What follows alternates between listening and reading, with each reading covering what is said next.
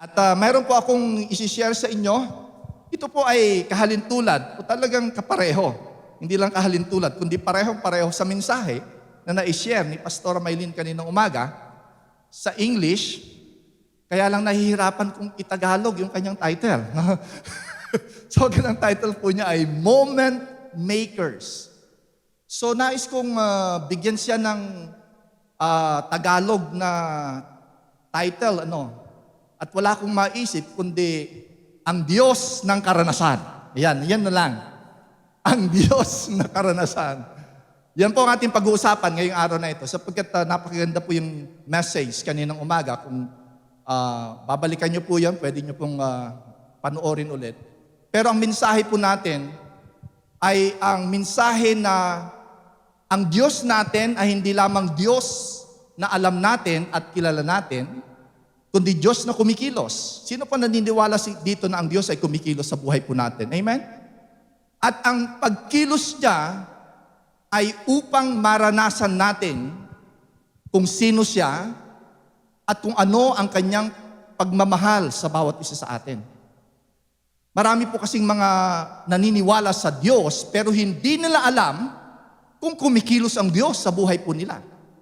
Marami po ang nakakakilala or alam na may Diyos, pero hindi po nila alam kung ito ay nararanasan ko ba ang Diyos? Totoo nga ba na mahal ako ng Panginoon?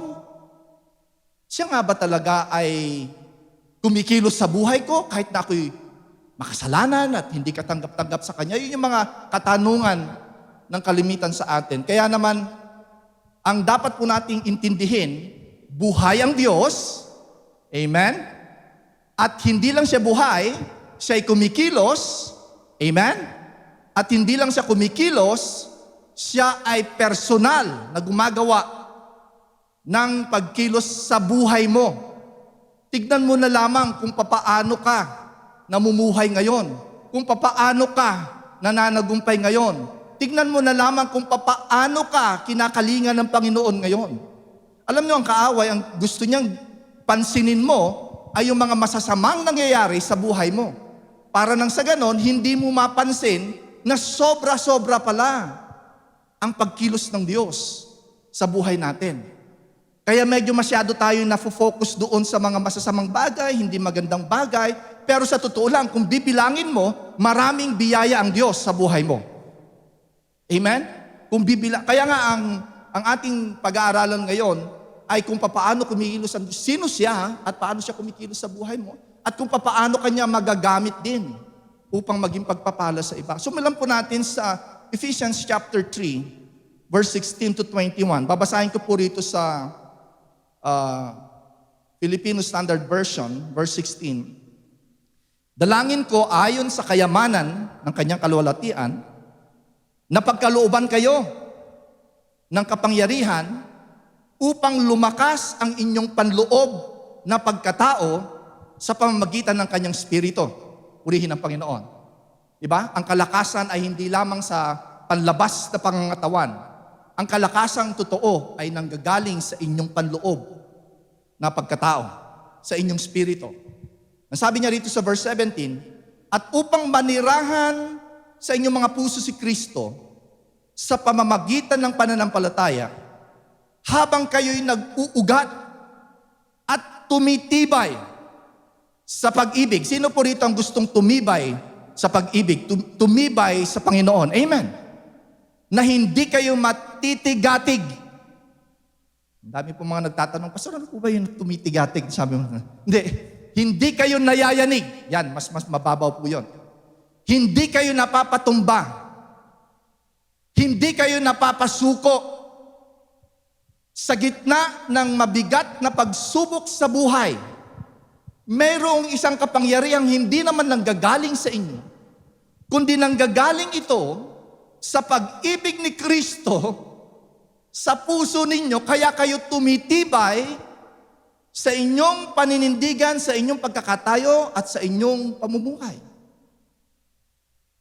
Napansin niyo ba kung gaano kayo katatag sa gitna ng pagsubok? At minsan ay kayo rin nagtataka kayo kung bakit nalalampasan ninyo ang mga bagay na ito.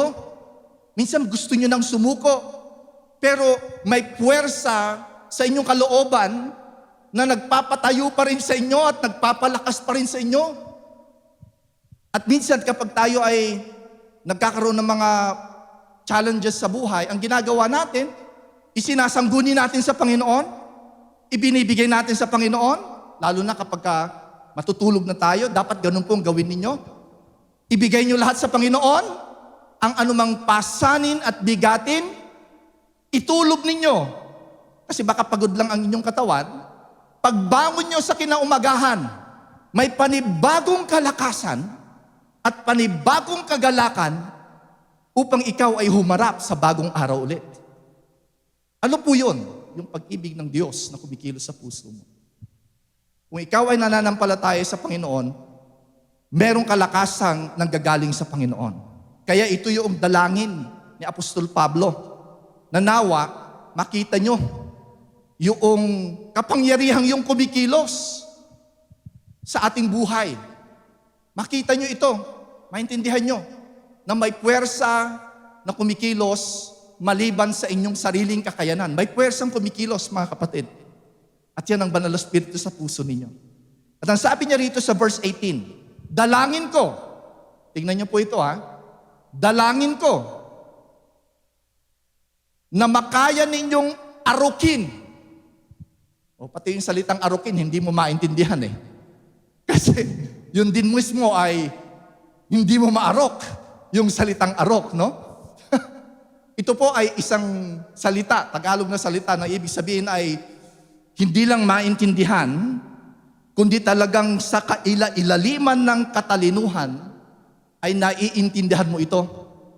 Hindi lamang by knowledge, but the deepest of the wisdom of God, you have understood it. Iba kasi yung naarok mo ito at hindi mo ito maipaliwanag, pero naiintindihan mo ito. Hindi mo maipaliwanag, pero alam mo sa puso mo, nararamdaman mo yon. Yun, ibig sabihin ng arukin. Kaya ang sabi niya, ang dalangin ko, at yung pong panalangin natin sa bawat isa, na makaya niyong arukin, kasama ng mga lahat ng mga banal, mga Christian, ang luwang, ang haba, ang taas, at ang lalim, at lubos na maunawaan ang pag-ibig ni Kristo ng higit sa kanyang abuting kaalaman. Higit na kayang abutin ng kanyang kaalaman. Ito, upang ano? Upang kayo ay mapuno ng lubos. Upang kayo ay mapuno ng lubos na kapuspusan ng Diyos. Napakarami mga salitang Tagalog na talaga magbibigay sa iyo ng... Ano yon? Ang gusto ng Panginoon, ang gusto ng mga talatang ito, sabi ng Apostol Pablo, ang dalangin ko sa inyo, maintindihan ninyo, maarok ninyo, kung gaano katindi yung pag-ibig ng Diyos, lawak, lalim, luwang, at kung papaano ito kumikilos, sabi niya rito, sa buhay ninyo, upang kayo ay mapuno. At hindi lamang para mapuno, upang kayo ay mapuspos. What is mapuspos? Anong salitang mapuspos? Yung talagang kayo ay punong-puno na umaapaw kayo para kayong basang-basa at kayo'y tumutulo. Puspos, ang ibig sabihin po ng puspos ay talagang hindi mo may pagkakaila na talagang itong taong ito ay punong-puno ng presensya ng Diyos, punong-puno ng pag-ibig ng Diyos, punong-puno ng kapayapaan ng Diyos, punong-puno ng kapangyarihan ng Diyos. Ngumiti lamang siya, natutumba na ako. Si Pastor Ramilet lang po yun para sa akin. Nakakita po ba kayo ng tao na para na bang naglalakad siya na naglalakad na anghel? Lumalakad na ganyan ay parang, ano ibig sabihin nito? Talagang nag-uumapaw sa kanyang puso. Sapagkat ang dapat po nating maintindihan, ang pag-ibig ng Diyos ay hindi lamang basta nananatili sa puso mo at sa iyong kaalaman. Ito dapat ay nag-overflow sa iyong pag-uugali. Nag-overflow sa iyong pananalita. Nag-overflow ito sa iyong pananaw. Mga desisyon na iyong gagawin. Mga direksyon na iyong pupuntahan o pipiliin. Nag-overflow siya. So hindi po actually ang wisdom ay hindi yung gusto mong makatanggap ng wisdom, kundi hayaan mong ang wisdom ay mag-overflow mula sa iyo dahil sa pag-ibig ng Diyos sa puso mo. Alam niyo po bang ang kapayapaan at ang kagalakan nanggagaling sa banal na spirito, pero ito'y nanggagaling din sa kaibuturan ng puso mo dahil sa pagkilos ng Panginoon. Kaya yan po ang nais ng Panginoon sa atin.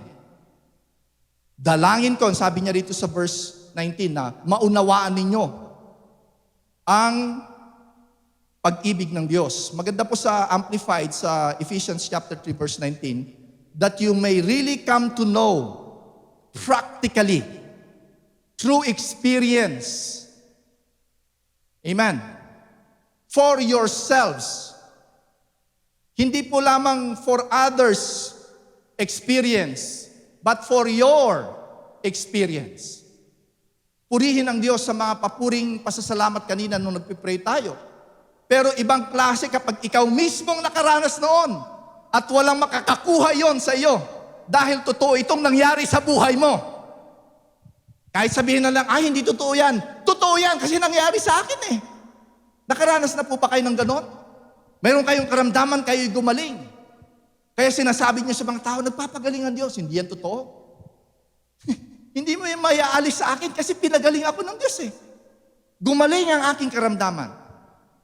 Kaya ang nais natin at ang panalangin natin ay kayo mismo praktikal na maranasan ninyo ang pag-ibig ng Diyos. Nasabi nga rito, that surpasses mere knowledge without experience. That you may be filled. Yung salitang filled or mapuno ay salita na kung saan ay nag-describe ng overflowing, ng oversupply, ng abounding, kumpleto, punong-puno, sobra-sobra. Di ba? Ganyan ang nais ng Panginoon. So nais ng Panginoon kayo ay mapuno ng kanyang pag-ibig. Nais niya kayong lubos na umapaw. Nais niya kayong mapuspos ng kanyang pag-ibig. Bakit? Sapagkat hindi lang kayo dapat nakakatanggap ng kanyang pag-ibig, hindi lamang dapat kayong nakakaranas ng pag-ibig ng Diyos, kundi kayo ay nagbibigay ng pag-ibig din ng Diyos. Amen. Papaano ka makapagbibigay kung wala ka naman? Hindi po ba? Paano mo magkakaroon ka ng kakayahan na magbigay kung hindi mo ito tangan-tangan? Ang pag-ibig ng Diyos ay pwede mong maranasan at kinakailang maranasan. Yan mo muna ang dapat mong unahin. Mapatunayan, maranasan, at malakaran. Yan ang nais ng Panginoon sa iyo. Dahil kapag ito'y iyong naranasan ng praktikal, ito'y naranasan mo ng totoo, ito ngayon ay kayang-kaya mo itong i-share sa iba. Kayang-kaya mo itong maipaliwanag sa iba. Alam niyo po bang ang ating Panginoong Hesus ay ganun din? Siya mismo ay ehemplo ng kapuspusan. Siya mismo ay ehemplo ng kung saan ay punong-puno ng pag-ibig ng Diyos. Tignan niyo, Juan Kapitulo 1, talatang 14. Ang sabi niya rito, naging tao ang salita, at yan ang ating Panginoong Hesus, at nanirahan sa piling natin. Yun ang nais ng Panginoon. Hindi lamang, yung nga, sinasabi lagi ni Pastor Giselle, mahal kita. Di ba kasi malayo siya, nasa langit no? Kaya may echo. Mahal kita. Hindi yan. Hindi ganun Mahal kita, kaya bumaba ako para ipakita sa iyo ang aking pagmamahal. Ang kamatayan ni Kristo Jesus doon sa krus ay isang demonstration ng pagmamahal niya sa atin. Yan ang pinaka-ultimate demonstration ng pagmamahal niya sa atin. Kung nagawa niya yon, pwede niya ring gawin ngayon sa mga pangangailangan mo sa buhay. Amen? So nanirahan siya sa piling natin. At tignan nyo, napuspos, sabi nga po natin, puspos. Napuspos ng kagandahang loob at katotohanan. Ito pa, nasaksihan namin ang kanyang kalwalatian. So hindi lamang siya bumaba ng puspos ng kagandahang loob. Kami mismo, sabi ni Juan na apostle, kitang-kita namin ng aming mga mata kung papaano siya puspos ng kagandahang loob. Dahil nais ng Diyos na ipakita sa atin ng praktikal ang kanyang kabutihan. Hindi niya lamang sinasabing mahal kita, kundi kumikilos siya upang maipakita sa atin, maiparanas natin sa atin ang kanyang kabutihan. Ngayon, dito sa kanyang pagpunta dito sa lupa, siya ay isang moment maker. Lahat ng kanyang pinupuntahan, nagkakaroon ng ibang klaseng karanasan. Napansin nyo ba? Kung nagbabasa po kayo ng New Testament, sa bawat kwento na mayroong problema, may sakit, may pilay, may lumpo, may patay, walang pagkain. Pag nagpakita si Jesus, may nangyayari. At sa mundong ito, sa buhay natin, maraming problema sa buhay. May sakit, may kakulangan, may tila lumpo sa buhay natin. Pero pag dumating ang ating Panginoong Jesus, titiyakin ko sa inyo, magkakaroon kayo ng isang moment. Sabi nga ron, moment maker, na talagang babaguhin niya kayo. Babaguhin niya yung sitwasyon. Naalala niyo ba yung unang encounter niyo sa Panginoon? Naalala ko yung unang encounter ko sa Panginoon. Ako po ay third year high school. 3 years ago lang po yun. Bawal po magsinungaling kasi pastor po ako, no? Nakilala ko po sa Panginoon, third year high school ako. Nasa gitna ako ng pagtatanong, nasa gitna ako ng kahirapan, nasa gitna ako ng kawalan ng direksyon sa buhay, sira ang pamilya namin, walang makain. Eh nagtatanong ako, totoo ka ba, O Diyos? Bakit mo ako ipinanganak dito sa mundo? O bakit ako ipinanganak dito sa mundo? Meron ba talagang Diyos? At mayroong isang tao na dahil nga sa paghahanap ko, naging religious person ako. Ako'y tumanggap sa Panginoon, Oktubre, last week ng October, 1986. Natatapos lang po yun ng revolution, ano po. At yung taong yun, ang sabi niya sa akin, Edwin, alam mo ba ang kailangan mo ay si Jesus? Tanggapin mo lamang siya at babaguhin ka niya. Isang moment na nagpabago sa isang palaboy, isang walang direksyon, isang watak-watak na buhay, watak-watak ang kanyang pamilya, hindi niya alam kung saan siya kakain, pero nandito siya at nagsasalita ngayon sa inyo at nangangaral ng magandang balita. Sige mo, kung palakpakan niyo pong Panginoon, yung talaga malakas na palakpak sa Panginoon. Ako lang po yun. Hindi ko alam ang inyong kwento. Ang bawat isa sa atin ay may kwento ng encounter. Ang bawat isa sa atin ay may kwento ng moment sa Panginoon. Huwag na huwag niyong kalilimutan yon. Sapagkat patuloy pa rin kikilos ang Panginoon sa inyong sitwasyon. Purihin ang Panginoon. Ano man ang pagsubok na iyong kinahaharap ngayon at para tila nararamdaman ko sa aking spirito, mayroong pumunta rito, punong-puno ka na ng pagsubok sa buhay at gusto mo ng subuko. Sasabihin ko sa iyo, hindi ka pinabayaan ng Panginoon noong paman. Ngayon pa na ikaw ay naglilingkod sa Kanya at nagpapatuloy sa Kanya. Kaya huwag kang tumigil. Huwag kang sumuko. May encounter, may turn around na mararanasan ka sa buhay mo. Hintayin mo lamang yan. Magtiwala ka lang sa Panginoon. One moment of encounter with the Lord will bring turn around sa buhay po natin. Can you say amen to that? Marami po rito. Maraming kwento. Yung nanay na namatayan ng anak, balo, nawalan na ng asawa, namatay pa ang anak. Umiiyak, ililibing niya ang kanyang anak. Yun po yung the widow of Nain. Umiiyak siya. Alam niyo, sabi ng Panginoong Hesus, nakasalubong niya. Mga kapatid, tandaan niyo po ito ha. Pag sa panahon ng inyong pag-iyak at sa panahon ng inyong pagsubok, makakasalubong niyo ang Panginoon. Makakasalubong niyo siya. At ito ang kanyang sasabihin sa iyo, huwag kang umiyak. Huwag kang umiyak. At nagkaroon siya ng pag-ibig o nagkaroon siya ng compassion sa nanay na yon. At alam niyo ang ginawa niya? Hinawakan niya yung kabaong. Bumangon yung anak.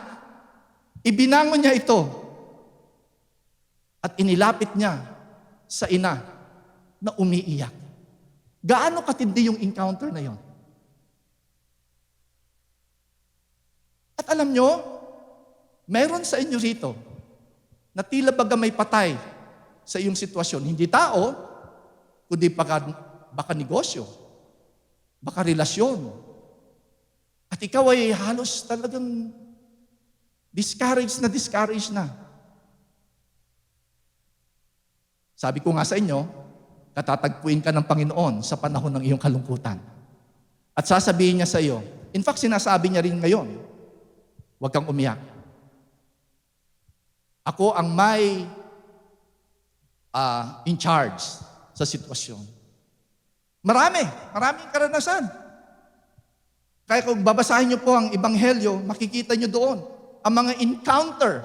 At halos lahat ng mga encounter sa banal na kasulatan ay nagbibigay ito ng pagbabago doon sa tao. Kaya naman ang hamon ng Panginoon sa atin ngayon, ikaw na naka-encounter ay maging kagamit-gamit ka rin para makapag-encounter ang ibang tao. Maraming pagkakataon na tayo ay nakakaranas ng milagro sa Panginoon. Purihin ang Diyos. At ang iba sa inyo rito, araw na lamang ang hinihintay sa milagrong hinihintay ninyo. Purihin ang Panginoon. Yung breakthrough na yan, darating sa pangalan ni Jesus. At kami naniniwala na mararanasan mo yan. Kapapalapakan po natin ang Panginoon dyan. Pero hindi po yon ang pinaka-ultimate goal ng Panginoon. Ang gusto niya kasi maranasan mo muna bago ka maging instrumento ng encounter naman ng ibang tao para sa iba. Di ba? Yung sabihin sa iyo ng Panginoon, pagkatapos ng service, kumuha ka ng You Are Loved bag. Yan. I-promote ko na, pastor, no? Kumuha ka ng You Are Loved bag at mag-grocery ka siguro mamaya pagkatapos ng service. Magtabi ka ng iba para dun sa You Are Loved bag na yon. At ipanalangin mo kung sino ang dapat mong i-bless para sa taong ito. At alam nyo, hindi nyo alam, ano? Hindi nyo malalaman na kapag tumulong kayo sa iba, yung pala ay 1 linggo niya nang ipinapanalangin dahil wala na siyang pagkain o wala na siyang ipapakain sa kanyang mga anak. Napakagandang ikaw'y makatanggap ng blessing. Pero ang malaman mo na ikaw ay nagiging blessing sa iba, ay hindi mo maipapaliwanag ang kagalakang yan. Amen? At yun po ang nais ng Panginoon sa atin. Hindi lang tayo makaranas ng moment sa Panginoon, hindi lamang tayo makaranas ng pag-ibig ng Panginoon sa atin, kundi tayo mismo ay maging instrumento ng karanasan. Pag umuwi po ako sa probinsya namin, lagi po akong, taga-Sambales po kami ni Joey. Okay? Iyan po ang pinakamagandang probinsya sa buong Pilipinas. Okay? Naging bias, ano? Pag umuwi po ako sa probinsya namin, lagi po akong dumadaan sa palengke. Lagi akong dumadaan doon. At pag pumupunta ako roon, doon sa corner ng palengkeng yon, may pwesto roon, at ang may karinderya noon, At ang karinderyang ito ay si Aling Patring. Itong si Aling Patring ang siya nag-share sa akin ng gospel. Sabi ko nga sa kanya, kadadaan ko doon sa San Marcelino, Zambales. Manang Patring, bigyan mo nga ako ng pansit dyan. Ayan. Ay, si Pastor! Tuwa naman siya palang sa akin. Napapanood na kita kung saan ka na ngayon. Ganun siya ngayon. No? Tuwan-tuwa ako sa kanya sapagkat nais kong ipakita sa kanya na yung iyong ginawa sa isang pariwarang kabataan, walang pupuntahan, na binigyan mo ng time para i-share ang gospel. Ito po yon. At sabi ko nga kay Aling Patring, lahat ng aking bunga, Aling Patring, ay iyong bunga rin. Tatandaan mo yan. Palapakan po natin ng Panginoon. Ano man ang ginagawa ko ngayon, lagi kang maaalala. Dahil ikaw mismo ang nagdala sa akin sa Panginoon. Alam niyo po bang yun ang talagang, kumbaga, pinaka-satisfying na accomplishment sa buhay. Hindi kayamanan, hindi posisyon, kundi ang makita mo na ang bunga mo ay talagang pinagpapala ng Panginoon at ginagamit ng Panginoon. Ay dyan din po ang nais natin sa bawat isa. Maging pagpapala kayo. Maging instrumento kayo. Maging demonstration kayo ng pagmamahal sa iba. Yaman din lamang na naintindihan nyo na mahal kayo ng Panginoon. Patuloy niyong iparanas ang pagmamahal na yan at ipakita yan. Ang sabi nga sa Romans chapter 5, verse 6, sapagkat nung una tayo ay mahihina pa, ngunit sa tamang panahon, si Kristo ay namatay para sa atin, para sa mga masasama. Sapagkat bihirang mangyari ng isang tao'y mamatay alang-alang sa isang taong matuwid. Bihira po yan, no? Bagamat alang-alang sa isang mabuting tao, marahil ay may mangangahas na mamatay. Verse 8, subalit pinatutunayan, sabi nga po natin, pinatutunayan. Hindi lang pinatunayan nung nakaraan, kundi sabi niya, pinatutunayan niya. Ibig sabihin, ito'y patuloy na pagdidemonstrate. Hindi lamang minsanang, binigay ko na ang anak ko sa inyo, bahala na kayo sa buhay ninyo, ha? Hindi. Patuloy niya itong pinatutunayan ang pag-ibig niya sa atin. At nais niya itong ipakilala, iparanas sa bawat isa sa atin. Ang pag-ibig ng Diyos ay may pagpapatunay. Ang pag-ibig ng Diyos ay may demonstration. Nakikita ito sa buhay natin. Nakikita ito sa pang-araw-araw nating buhay. Speaking of blessing others, matatandaan ko kailan lang ito pandemya ito. Di ba may sapatos yata doon na hindi nagagamit, bago. Ito si Pastor Amelit, mahilig po yung maglalagay sa sakyan ng mga kung ano-ano. Ba't ka naglalagay dyan? Ano naman yan? Hindi, sabi niya, basta ilagay lang natin dyan sa sasakyan, anytime na mayroon tayong pagbibigyan, edi maibigay lang natin. So ganun po.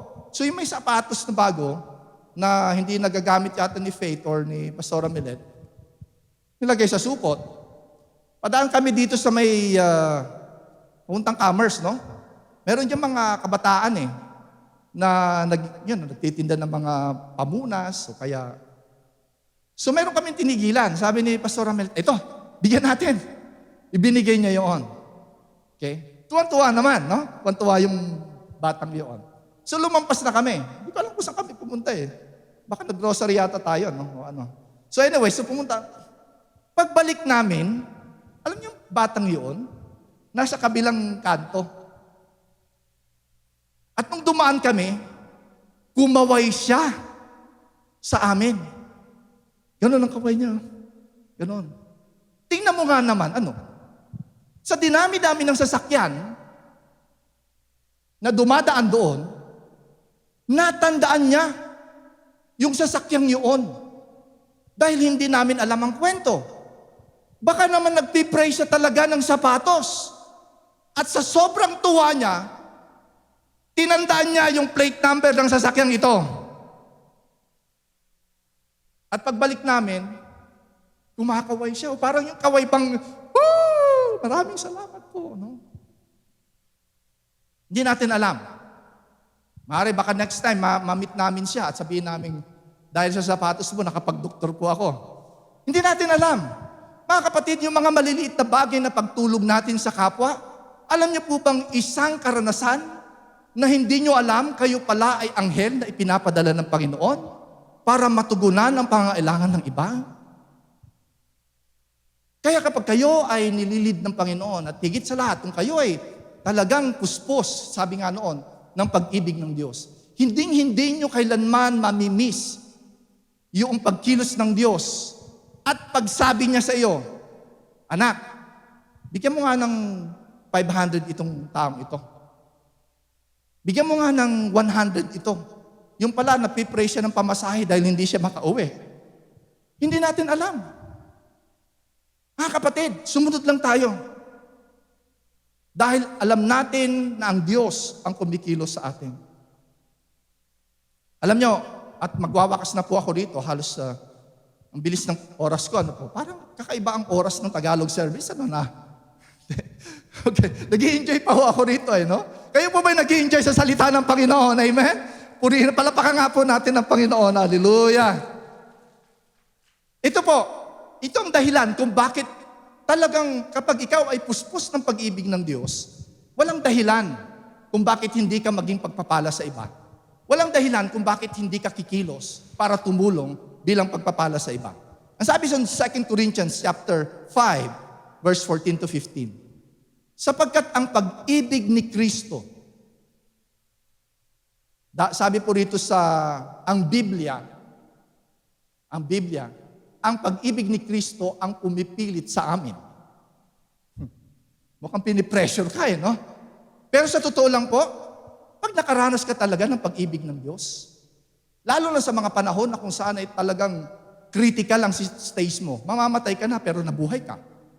Halos wala ka ng pag-asa pero binigyan ka ng pag-asa. Yung mga ganon, at naranasan mo na ito yung pag-ibig ng Diyos, ito ang pipilit sa iyo para maging pagpapala para sa iba. Pero may mas maganda pong translation, yung Filipino Standard Version, ang sabi riyon, ang pag-ibig ni Kristo ang nag-uudyok sa amin. Nag-uudyok sa amin. Sa kapagkat kami nakakatiyak na may isang namatay para sa lahat. Kaya't ang lahat ay namatay. At siya'y namatay para sa lahat upang ang mga nabubuhay at nananampalataya sa Kanya ay huwag nang mabuhay para sa kanilang sarili, kundi para sa Kanya, na alang-alang sa kanila ay namatay at muling binuhay. Yan ang nag-uudyok po sa atin. Actually, yung nga sabi ni Pastora Maylin kanina, napakagandang explanation, yung salitang love compels, the love of Christ, hindi yung love for Christ, hindi yung iniibig ko ang Diyos kaya ako tumutulong. Hindi. Yung pag-ibig ng Diyos sa puso ko. Yung pag-ibig ng Diyos na nagbago sa akin. Yung pag-ibig ng Diyos na bumuhay sa akin. Yung pag-ibig ng Diyos na nagpatawad sa akin. Yun ang nag-uudyok sa akin para maging pagpapala sa iba. Ngayon, yung salitang compel ay napakaganda, no? Kasi sabi doon ay parang ito ay isang uri ng pagbibigay ng mindset o isang lugar. Tignan ko lang yung sinabi ni Pastora. Nakasulat po kasi rito. Christ's love controlled and framed my direction in life. Ito ang ibig sabihin nito ay parang ito yung naghulma. Ito ay yung salita na kung saan hinulma ang iyong dadaanan. Na wala kang ibang pupuntahan kundi kung ano yung hinulma. Yan yung salitang compel. Naukit yung bato rito, naukit yung bato dyan, wala ka ng ibang, hindi ka pwedeng pumunta dito sa kanan, hindi ka pumunta sa kaliwa, hindi pwede na Ito na lang ang dadaanan mo Ano yon? Yung pag-ibig ng Diyos. Dahil sa pag-ibig ng Diyos, nakapagpapatawad ka. Samantalang noon, talagang kumukulo ang yung dugo pag nakikita mo yung mukha niya. Nai-imagine mo pa lamang yung kanyang mukha kumukulo na yung dugo mo, na hina-high blood ka na. Pero nakakilala ka sa Panginoon, bigla mong sinabing, okay lang yon, mahal naman kita sa Panginoon. Love na kita. Malaking pagkakaiba yun. Kumukulo yung dugo mo, tapos ngayon ikaw ay nagpapatawad. Di ba? Milagro yun. Dahil yan sa pag-ibig ng Diyos at hindi dahil sa iyong sariling kakayanan. Dahil sa pag-ibig ng Diyos, siya ang humulma sa dadaanan. Kaya naman mga kapatid, patuloy tayo sa pag-ibig ng Diyos. Patuloy nating damahin ang pag-ibig ng Diyos. Patuloy nating lakaran ang pag-ibig ng Diyos. Patuloy nating ipag-pray natin every single day. Kasi ito yung prayer ni Apostle Paul dito eh. Ang prayer niya ganito, dalangin ko na sana'y maarok nyo ito. Maarok nyo kung gaano kayo kamahal ng Diyos. Upang nang sa ganon, mapuspos kayo ng pag-ibig niya para matuto kayo magpatawad sa iba. Maging pagpapala sa iba. Yun ang nais ng Panginoon. Nakikita ko dito sa mga nandito sa on-site at maging sa online. Kayo ay nakaranas ng kabutihan ng Diyos. Hindi kayo kailanman pinabayaan ng Panginoon. Anong dahilan? Dahil nais niya, puspusin kayo ng Diyos, ng kanyang kalwalatian, ng kanyang kabutihan, upang nang sa ganon, maging pagpapala kayo sa iba. Sa aking pagwawakas, katulad ng sinabi ni Pastora Maylin kaninang umaga, kami pong mga pastor dito ay namamangha sa mga mananampalataya sa New Life. Namamangha kami sapagkat hindi namin maupos maisip na sa gitna ng pandemya, ang church na ito ay hindi kailanman nagkulang. Hindi po talaga. Tingnan nyo, yung mga equipments at mga gamit po rito. Maliban pa sa mga staff, kailangan din po nila ng sweldo. Yung mga gawain natin sa labas na nakakapagbigay tayo ng Hope Alive bags. Nakakapagpakain tayo. Relief goods na ating dinala itong mga nakaraang buwan. Patuloy, dahil ako rin po ang nag-head ng network churches, patuloy po yung pagtulong natin sa mga network churches natin. Dahil may mga network churches po tayo na halos hindi na rin sila makapag-service dahil nga lockdown. Eh doon sa lugar nila, hirap na hirap din, syempre. Pero napatunayan namin at pati yung mga network churches natin ay namamangha kung paano tayo nagiging blessing sa kanila. New Life, nag-uugat kayo sa pag-ibig ng Diyos. Nakatindig kayo at naiintindihan nyo kung gaano kayo kamahal ng Panginoon. Kaya naman nagpapasalamat kami at on behalf of the lead pastors, senior pastors dito, sa inyong katapatan sa pagbibigay. Grabe talaga. May mga business people tayo na nananaginip. May tumawag sa amin, Pastor, napanaginipan ka namin. Sabi ko, ha? Oo, sa gitna ng, pero ilang buwan na ito. Pero napanaginipan ka namin. O ano naman ang nakita niya sa panaginip? Bibiro lang po. Pero binigyan sila ng instruction ng Panginoon na magtanim sila. Dahil meron piniprepare ang Panginoon na mas malaking expansion ng kanilang business. Ngayon, nanalaga na sila. Marami po tayong mga business people na talagang ipinagpipray, no? Nag-i-expand po sila. Bakit po? Dahil kayo ay tapat sa pagbibigay. Dahil sa panahon, kahit sa panahon ng tagtuyot, nagtatanim kayo. At hindi kayo kailanman tumigil sa pagtatanim. Nakikita ng Diyos yan at hindi niya kailanman kalilimutan. Tandaan po ninyo, ang inyong tinanim na buto, maliit man ito o malaki, ay magiging isang punong kahoy na hindi lang kayo ang aani, kundi pati ang mga anak nyo, mga apo nyo, at mga kaapu-apuhan ninyo. Kaya naman, nagpapasalamat tayo sa New Life. Ang inyong generosity ay naging pagpapala para sa iba. Nais ko pong ipanalangin kayo. Dakilang Diyos, maraming salamat po sa iyong mensahe sa amin ngayong araw na ito. Salamat po, Panginoon, sa pagpapaalala mo sa amin na kami ay pinuspos nyo ng inyong pag-ibig, at kung babalikan namin ang ginawa mo sa aming buhay, hindi po matatapos-tapos ang aming kwento ng inyong katapatan at ng inyong pagmamahal sa amin. Kaya naman ngayong hapong ito, salamat, Panginoon, sa inyong kabutihan. Salamat sa bawat isa sa amin. Kami po ay nag-uumapaw sa pagpapasalamat sa kabutihan mo. At dalangin ko, Panginoon, na kahit sa gitna ng pagsubok na kanilang kinakaharap, ay matunghayan nila na ang pag-ibig mo ay sapat at hindi mo sila pababayaan. Hindi mo sila pinabayaan nung nakaraan. Hindi mo rin sila pababayaan maging sa kanilang kinabukasan. Kaya ipinapanalangin ko po sila, Panginoon, na patuloy mo silang ingatan at patuloy na bigyan ng karanasan ng iyong pag-ibig at ng iyong pagmamahal. Ito po ang aking dalangin sa pangalan ni Jesus. Amen at amen. Palapakan po natin ang Panginoon.